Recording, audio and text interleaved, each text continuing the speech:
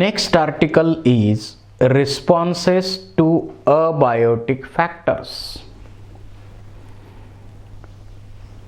Light आहे, temperature आहे, water आहे, सॉइल फॅक्टरचा स्टडी आपण केलेला आहे. तर हे जे अबायोटिक फॅक्टर्स आहेत त्यांना आपण रिस्पॉन्ड कसं करतो. आता वेगवेगळ्या ऑर्गॅनिझमचा रिस्पॉन्स वेगवेगळा असेल. ज्याप्रमाणे एन्व्हायरमेंट असेल त्याप्रमाणे रिस्पॉन्स असेल. Many species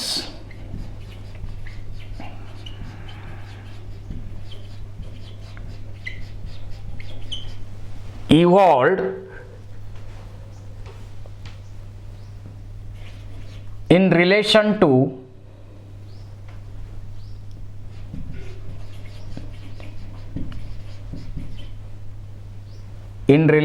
to maintain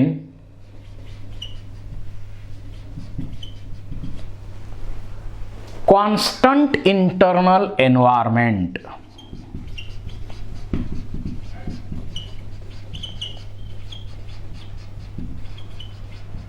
Constant internal environment that permit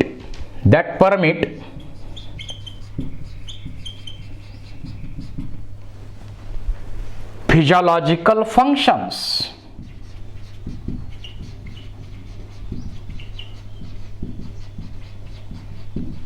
That permits the physiological functions to by maximum efficiency.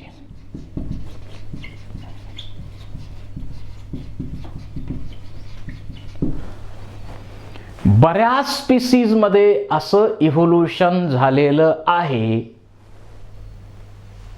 की त्यांचं इंटरनल एन्व्हायरमेंट कॉन्स्टंट मेंटेन केलेलं आहे to perform the physiological functions with maximum efficiency. Maximum efficiency न त्यांचे body functions perform करण्यासाठी त्यांच्यामध्ये constant internal environment maintain करण्यासाठी evolution झालेलं आहे. That enhance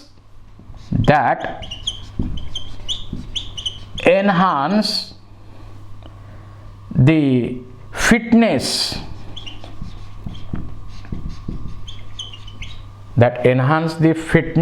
of species. ती स्पीसीज त्या एन्व्हायरमेंट मध्ये फिट कशी होईल याच्यासाठी त्या स्पीसीज मध्ये त्या क्लायमॅटिक कंडिशन प्रमाणे इव्होल्यूशन झालेलं आहे.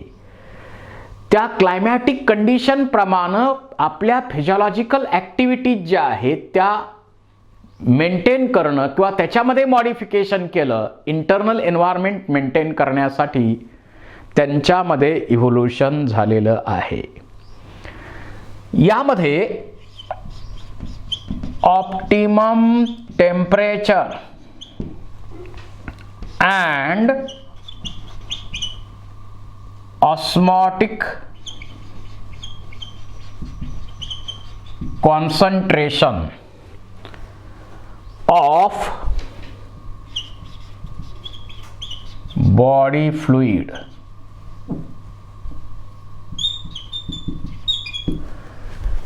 ऑप्टिमम टेम्परेचर आपल्याला तर माहिती आहे की एन्झाइम्स जे आहेत ते ऑप्टिमम टेम्परेचर मध्येच वर्क करतात.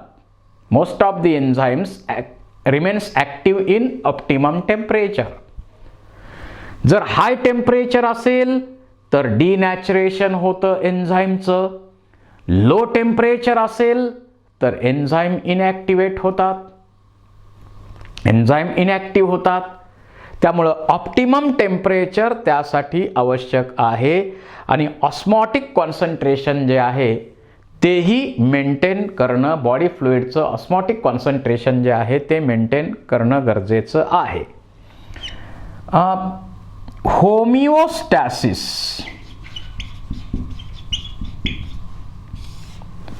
That means maintenance of internal environment irrespective of external environment. आपल्या बॉडीचं इंटरनल एन्व्हायरमेंट प्रत्येक जण मेंटेन करतो, त्याला आपण म्हणतो होमिओस्टॅसिस.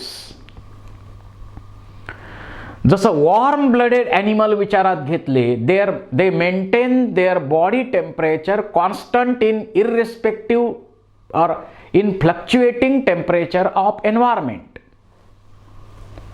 जर वॉर्म ब्लडेड ॲनिमल विचारात घेतले तर वॉर्म ब्लडेड ॲनिमल्सना आपण एंडोथर्म्स पण म्हणतो. आणि हे ॲनिमल्स आपल्या बॉडीचं टेम्परेचर कॉन्स्टंट मेंटेन करतात. परंतु कोल्ड ब्लडेड ॲनिमल्सचा विचार केला, they change their body temperature with respect to change in temperature of environment. बाहेरचं टेम्परेचर वाढत गेलं त्या प्रमाणात आपलं बॉडीचं टेम्परेचर वाढवतात. बाहेरचं टेम्परेचर कमी झालं त्या प्रमाणात बॉडीचं टेम्परेचर ते कमी करतात. म्हणजे रेग्युलेटिंग मेकॅनिझम प्रत्येकाच्या वेगळ्या आहेत. प्रत्येकाच्या या मेकॅनिझम वेगळे आहेत. आता एक पर्सन आहे, समजा पर्सन नॉर्मल वर्क्स. तो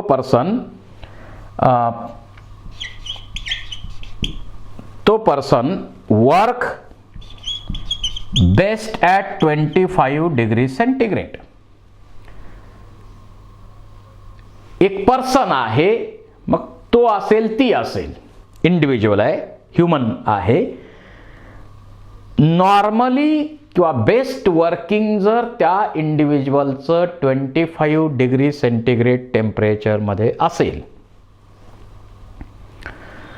तर आपण काय करतो, या टेम्परेचरला आपण बेस्ट वर्किंग करतोय. या टेम्परेचरला आपण बेस्ट वर्किंग करतोय. परंतु आपण जर होम म्हणजे घरी गेलो तर टेम्परेचर कारमध्ये जाणार, ऑफिसमध्ये जाणार, आपलं वर्किंग आपण करणार. आणि ज्यावेळी समर कंडिशन असेल त्यावेळी आपण काय करतो, कूलर किंवा एसीचा वापर करतो. आणि ज्यावेळी विंटर कंडिशन असेल त्यावेळी आपण हीटरचा वापर करतो. आणि आपण आपल्या बॉडीचं टेम्परेचर मेंटेन करून जास्तीत जास्त इफेक्टिव्हली वर्किंग करण्याचा प्रयत्न करतो. पण हे काही फिजिओलॉजिकल आहे? It is not physiological. It is not physiological but it is artificial. AC वापरायचा किंवा हीटर वापरणं हे आर्टिफिशियल आहे.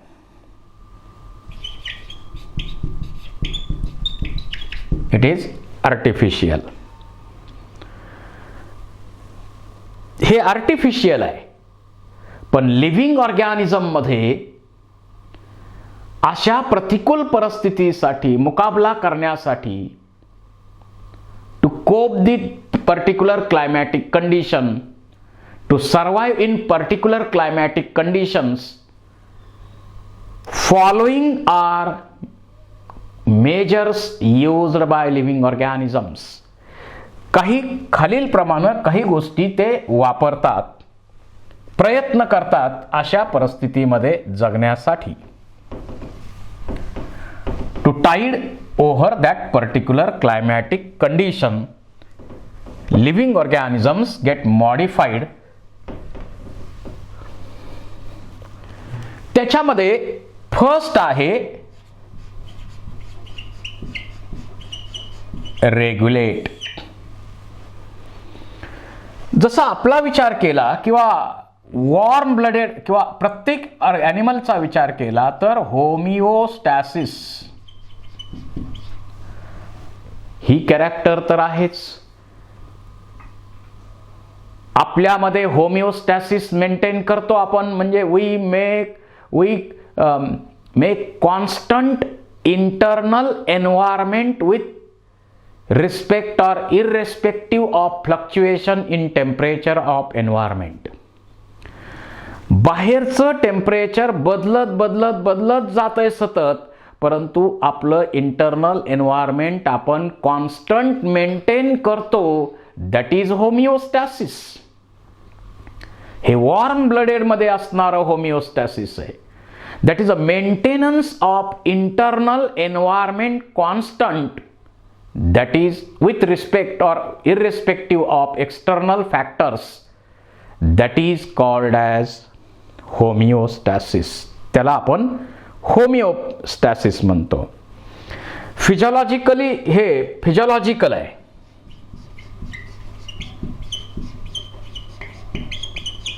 फिजिओलॉजिकल आहे by constant temperature and constant osmotic concentration. Our body temperature is constant in fluctuating temperature of environment. आपण warm blooded आहोत. Birds आणि mammals हे वॉर्म ब्लडेड आहेत. त्यांचं बॉडी टेम्परेचर आणि ऑस्मॉटिक कॉन्सन्ट्रेशन जे आहे ते कॉन्स्टंट मेंटेन केलं जातं. इंटरनल एन्व्हायरमेंट कॉन्स्टंट मेंटेन केलं जातं. आणि हे जे आहेत सगळे त्यांना आपण म्हणतो रेग्युलेटर्स आपण म्हणतो यांना. All birds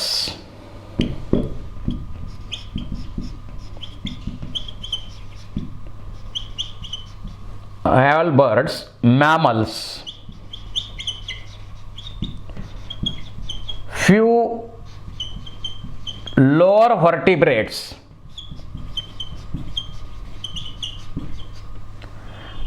and invertebrates.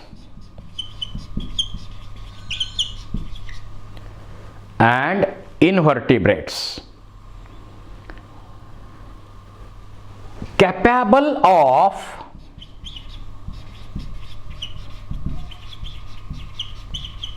regulation. Birds आणि मॅमल्स आणि त्याच्याबरोबर काही लोअर व्हर्टिब्रेट, इनव्हर्टिब्रेट काही, ते सर्व रेग्युलेशनची मेकॅनिझम फॉलो करतात. They regulate. They have capacity to regulate. आता मॅमलचा विचार केला तर आपण समजा सहारा डेझर्ट मध्ये गेलो, सहारा वाळवंटात गेलो, तरी आपण आपल्या बॉडीचं टेम्परेचर मेंटेन करतोय, कॉन्स्टंट मेंटेन करतोय 37 डिग्री सेंटीग्रेड. आणि त्याच्यानंतर आपण अंटार्क्टिकावरती गेलो,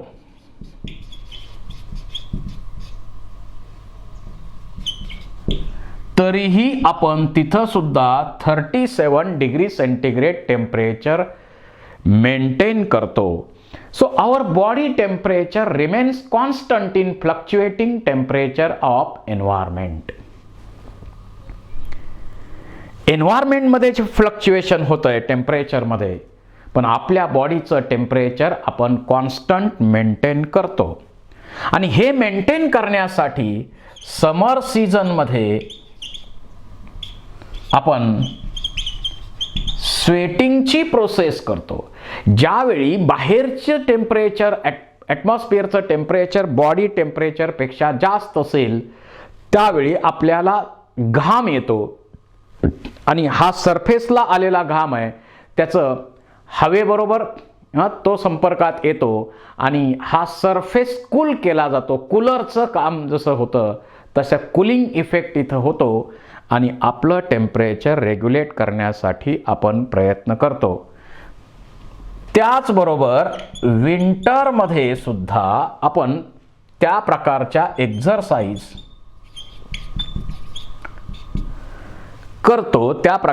एक्झरसाइज करतो की ज्याच्यामुळं आपण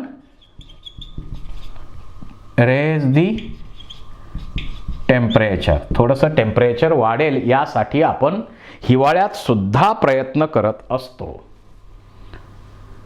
तर रेग्युलेटर्स म्हणजे जे ॲनिमल्स, जे ऑर्गॅनिझम आपलं इंटरनल एन्व्हायरमेंट कॉन्स्टंट मेंटेन करतात, बाहेरच्या एन्व्हायरमेंटमध्ये कसेही बदल असले तरी. परंतु प्लांटमध्ये जर पाहिलं तर plants do not have such type of mechanism.